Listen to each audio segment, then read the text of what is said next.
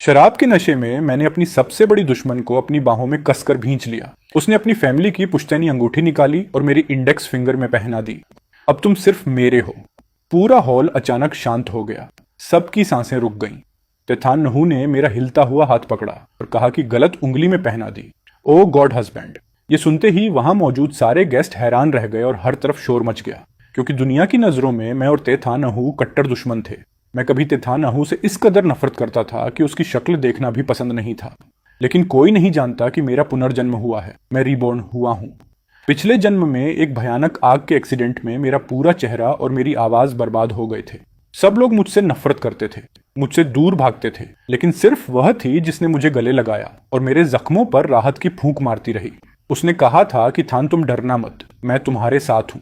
तब मुझे एहसास हुआ कि जिसे मैं सबसे ज्यादा नापसंद करता था, वही इस पूरी दुनिया में मुझसे सबसे ज्यादा प्यार करती थी। मरने से ठीक पहले उसने मुझे कसकर पकड़ा और उसके ठंडे होंठ मेरे कान के पास आए। उसने धीरे से फुसफुसाया कि थान, क्या तुम मुझसे प्यार कर सकते हो? मैंने अपनी पूरी ताकत से चिल्लाकर कहा था कि हाँ, मैं तुमसे प्यार करता हूँ। लेकिन मेरी यह बात वह कभी सुन नहीं पाई, क्योंकि उसकी सांसें थम चुकी थीं।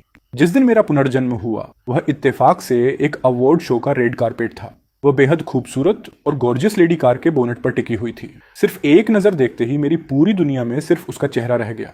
मैंने सब कुछ भूलकर रेड कारपेट पार किया और उसकी तरफ दौड़ पड़ा, ताकि वह 3 जादुई शब्द कह सकूं जो वह पिछले जन्म में नहीं सुन पाई थी। मैंने कहा आई लव यू, और पूरा हॉल शौक में डूब गया।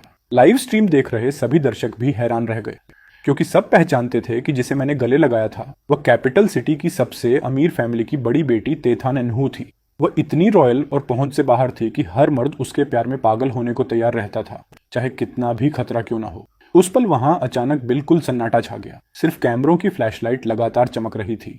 ग्राउंड पर जो शांति थी, उसके उलट लाइव चैट बॉक्स में कमेंट्स की बांट आ गई थी। थॉयथन यह क्या कर रहा है? हमारी बॉस तेथान नहू को किस करने की हिम्मत कैसे हुई इसकी? ये लड़का पब्लिसिटी के लिए पागल हो चुका है क्या?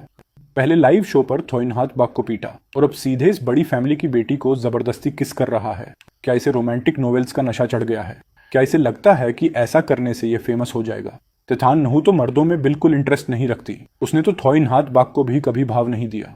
ये खुद को समझता क्या है? क्या इसे अपनी जान प्यारी नहीं है? सुना है बचपन से ही इन दोनों के रिश्ते बहुत खराब थे। चलो, अच्छा ड्रामा देखने को मिलेगा।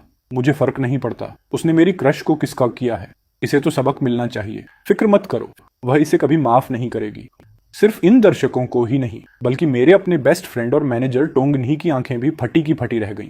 वह मेरे और तेथान नहू के रिश्ते को सबसे बेहतर समझता था। हम दोनों बचपन के दोस्त तो थे, लेकिन वह दोस्ती वाली बॉन्डिंग नहीं थी। इसके उलट हमारा रिश्ता बहुत ही खराब था। हालत यह थी कि जिस जगह पर तेथान नहू आती थी,